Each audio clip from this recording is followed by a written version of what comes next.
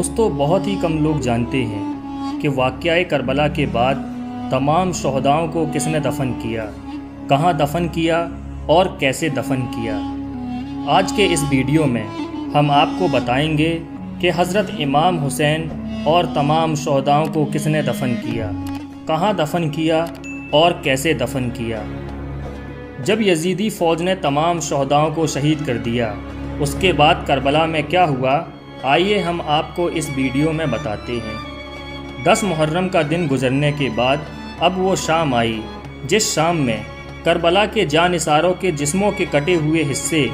زمین کربلا میں بکھرے ہوئے تھے۔ یہ شام کتنی بھیانک شام تھی کہ جس طرف بھی نظر جاتی ہر جگہ میدان کربلا میں کٹے ہوئے جسم کے حصے دکھائی دیتے۔ نواسۂ رسول کی شہادت کے بعد فوج یزید کے ہاتھ میں تمام شہیدوں کے کٹے ہوئے سر تھے اور وہاں بغیر سر کے زمین کربلا پہ لاشیں بکھری ہوئی تھیں۔ کتنا دردناک رہا ہوگا یہ منظر کہ پیغمبر اسلام صلی اللہ علیہ وسلم، جنہوں نے مسلمانوں کو احترام میت اور کفن و دفن کے احکام بتائے، انہی کا نواسہ اور خاندان کے دوسرے افراد اور سچے مسلمانوں کی لاشیں بے گور و کفن کربلا کے میدان میں چھوڑ دی گئیں، اور ان کے ساتھ وہ سلوک بھی نہ کیا گیا جو ہر مسلمان کے ساتھ کیا جاتا ہے، چاہے وہ کیسا بھی گنہگار کیوں نہ ہو۔ یہ منظر اتنا بھیانک اور دردناک تھا کہ کسی بھی انسان کے برداشت سے باہر تھا، مگر اسیران کربلا نے اسے بھی برداشت کیا، اور یتیموں اور بیواؤں کا قافلہ شہداء کی لاشوں کو بے غسل و کفن دیکھ کر کوفہ روانہ ہو گیا۔ تاریخ یہ بتاتی ہے کہ زہیر بن عامر کی بیوی نے اپنے غلام کو کفن دے کر بھیجا تھا کہ وہ اس کے شوہر کی لاش کو دفن کر دے، اور جب غلام گیا تو اس نے امام حسین کی لاش کو بے گور و کفن دیکھ کر کہا، یہ کیا غضب کی بات ہے کہ میں اپنے آقا کو کفن دے دوں اور امام حسین کی لاش اسی طرح پڑی رہے، باخدا میں ایسا ہرگز نہیں کروں گا۔ چنانچہ اس نے وہ کفن امام حسین کو دے دیا اور دوسرا کفن لا کر اپنے آقا کو پہنا دیا۔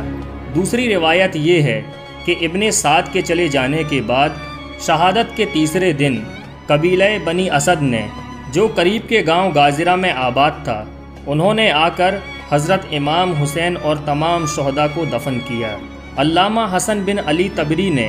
دفن شہداء کے سلسلے میں ایک اور واقعہ بیان کرتے ہوئے کہا ہے کہ فتح خیبر کے بعد یہودیوں میں 2 شخص ایسے تھے جو بھاگ کر عراق میں صحرائے کربلا کے قریبی وادی میں آباد ہو گئے تھے۔ یزیدی فوج کے چلے جانے کے بعد ان لوگوں نے رات کو لاش شہداء سے ایک نور تابندہ نکلتا ہوا دیکھا، اور اس کرامت کے مشاہدے کے بعد وہاں کے باشندوں کو ان لوگوں نے اکٹھا کیا اور کہا، یہ لاشیں اولیاء خدا کی معلوم ہوتی ہیں، لہٰذا ان کو دفن کیا جائے اور سعادت حاصل کی جائے۔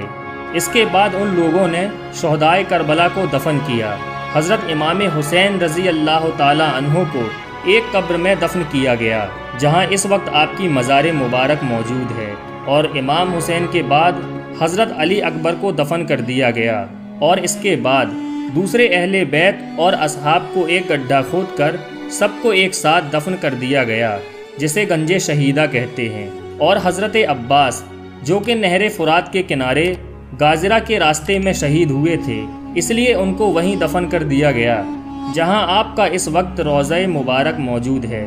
دوسرے شہداء کی قبروں کا یقین نہیں کیا جا سکتا، صرف یہ معلوم ہے کہ وہ امام حسین کے ارد گرد دفن ہوئے ہیں۔